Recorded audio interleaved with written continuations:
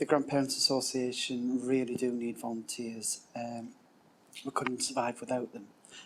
We've got 15 volunteers in Leeds, all doing different jobs, from the helpline to outreach and doing various bits of fundraising and helping welfare benefits. Being a volunteer for the Grandparents Association in fundraising can be brilliant because you get loads of fun out of it. You can also raise your confidence because you're working with other people, you're potentially organising things, you get a great sense of satisfaction at the end because you know that what you're doing is making a difference. Right, the admin volunteer comes into the Leeds office and they either man the telephone line, the basic admin, letters, sending letters out, taking calls from visitors who do tend to pop in, and they just basically help myself and my colleagues to do the real work.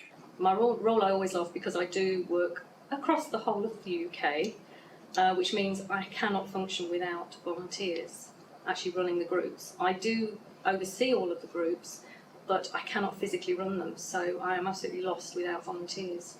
The type of queries we get from the helpline include information about courts, court procedures, court fees, attending courts, the various officers surrounding who are going to be in the courts, social worker, CAFCAS, etc., which is very scary for grandparents.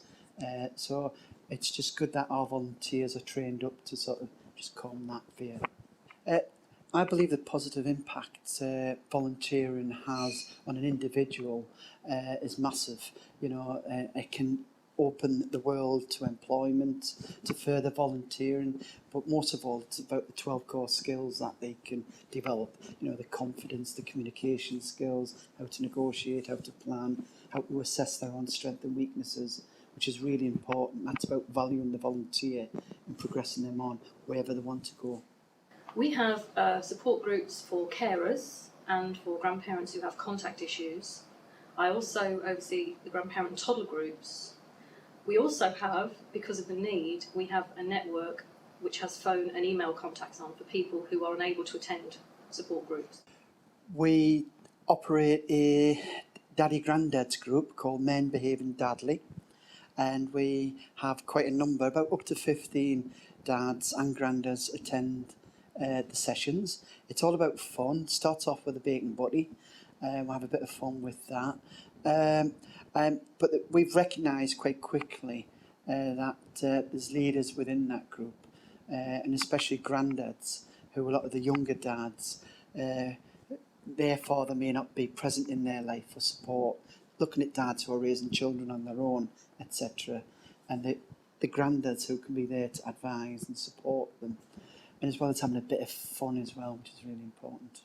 Some of the groups are actually just for grandparents only, specifically the ones that would be contact issue grandparents.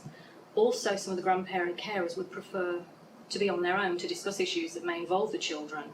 Then we have other groups which come together with the grandchildren, and also obviously the toddler groups are with the children present. Outreach is just basically about getting out there, and the Grandparents Association need to get out into the community. We visit children's centres, schools, and other meeting places where grandparents can be seen, and that can also include faith communities, churches, mosques, etc. What we initially do when people come forward to volunteer for groups, first of all, we have a long discussion.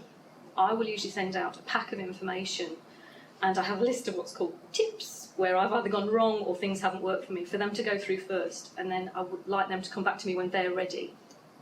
Consequently, when they've decided they would like to set up a group, if I'm relatively close or going somewhere in particular, I'll go and visit them, but we would need to take references to ensure that everything's okay. Then it's often a case of we find a venue, we try and get support from local social services, counsellors, try and get people on board who would help with the group. Then sometimes we get to the point we can advertise in local newspapers and social services offices and libraries and things. We often get to the point where we just have to go for it and run a coffee morning or some sort of meeting to see what response we get. As we're an association, we also encourage people to join us and become members. To become a member, it's a small annual payment, and then you get regular magazines and sort of access to other information. And you can come to the annual conference, which is a great event to meet other grandparents and network and learn some really interesting information regarding sort of family law and other topics that are of interest to grandparents.